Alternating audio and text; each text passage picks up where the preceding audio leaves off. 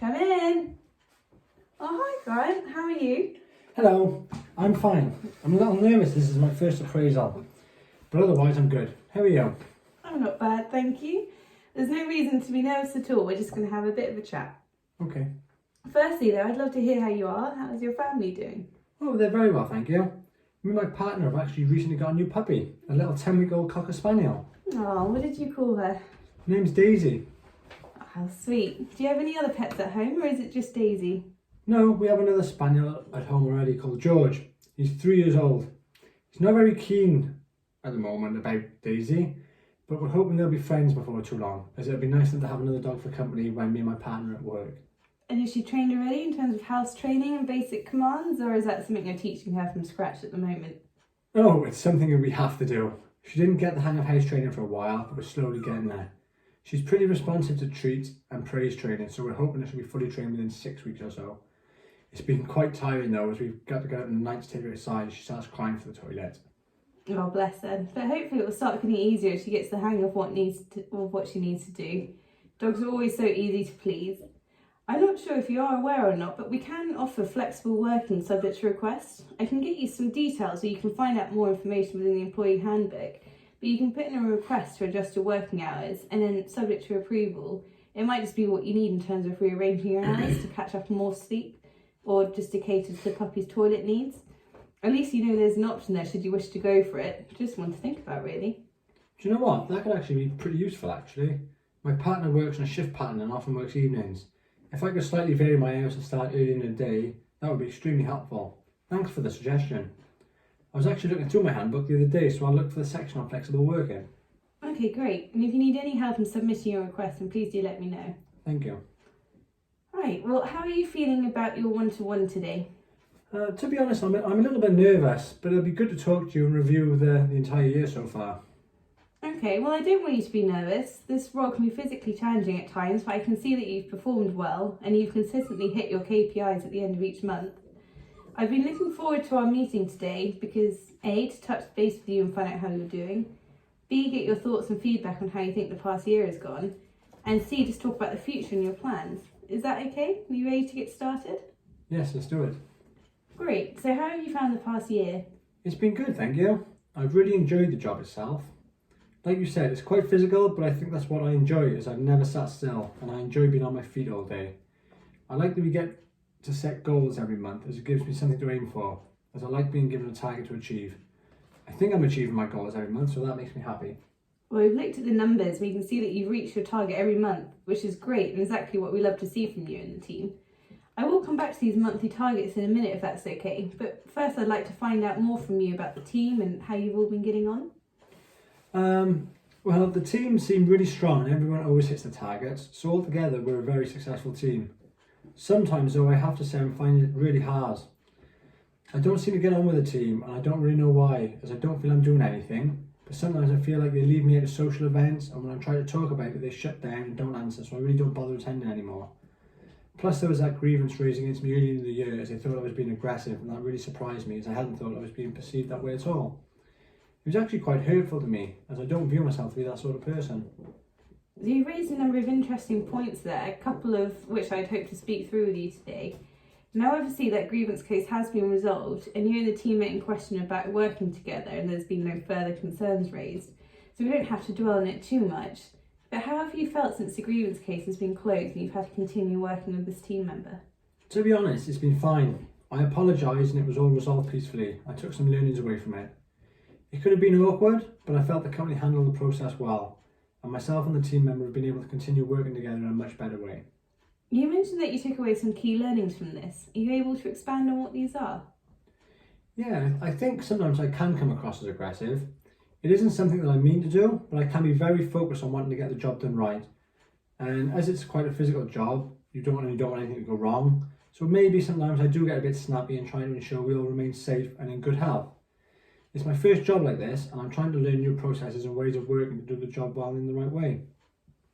I can see why people might think that this is aggressive, and so I've been trying to proactively change my manner and be a bit more friendly.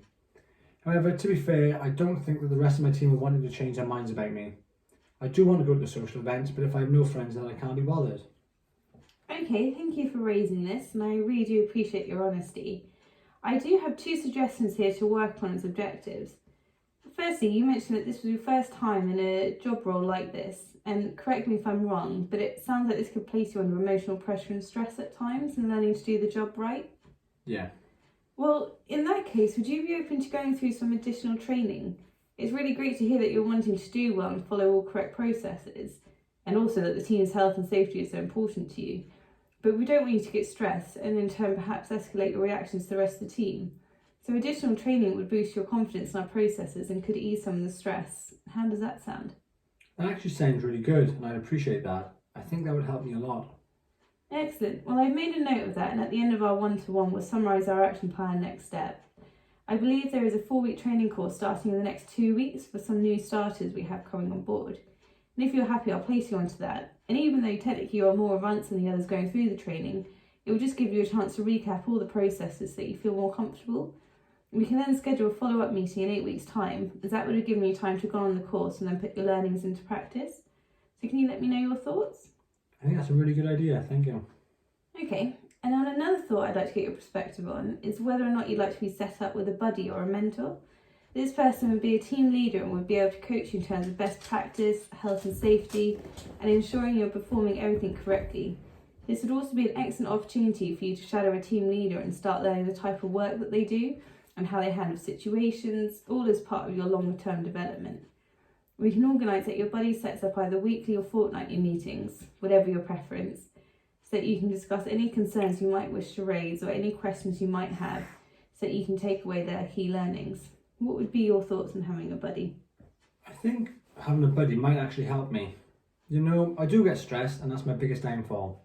So to have somebody to be able to give me advice, you know, or even bring me onto their work so I can assist them and learn practically, I can get some sort of feedback that would help me. Ultimately, I would like to be a team leader, and this is a goal I want to discuss with you. So being able to shadow them will help me learn what I do day to day also. I do think fortnightly meetings would be best, as weekly seems a little bit too frequent for me. Perfect. I think Mike could be a good choice as a buddy. Are you happy for me to ask him after this morning and arrange for a fortnightly catch-up meetings? Yeah, I think Mike would actually be a good choice. I completely agree. And in terms of what you were saying about not joining in on social events as you feel left out and therefore can't be bothered, this is something that I'd very much like to change, as it's important to us that we have a team that is happy and able to get on.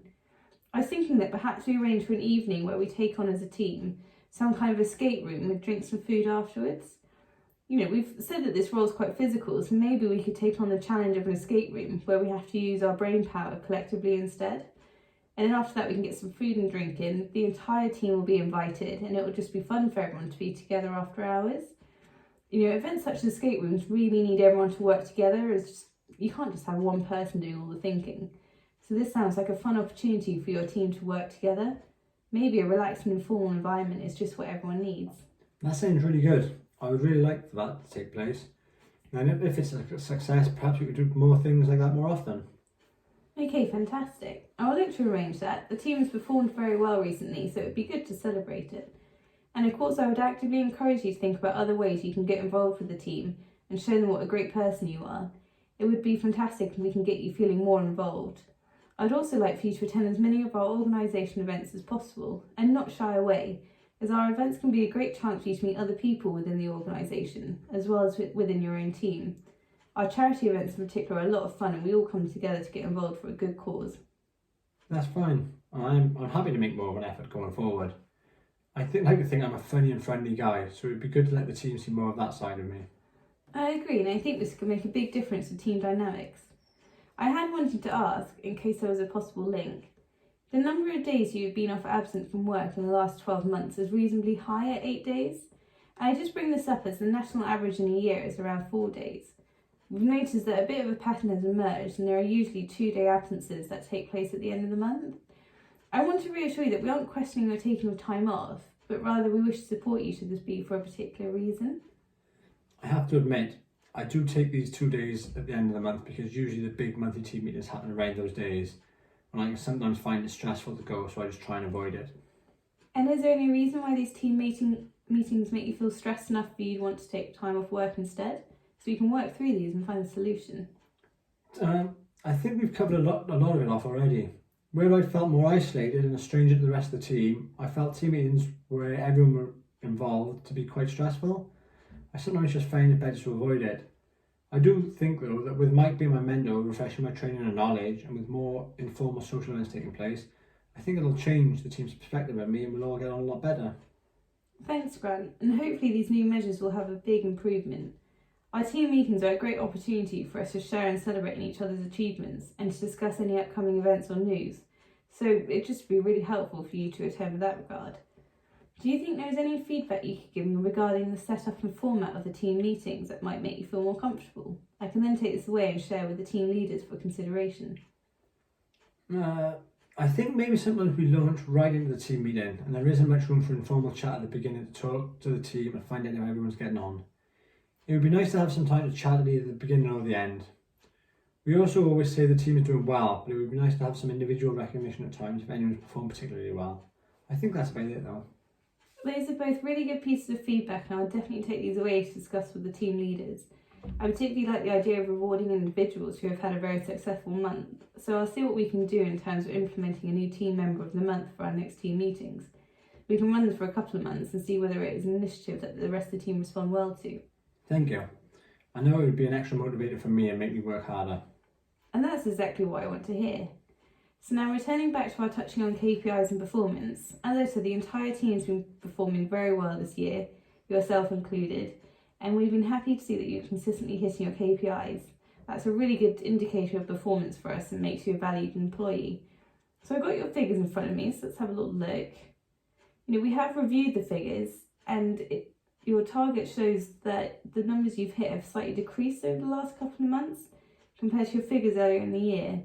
And I'd like to get your thoughts on this.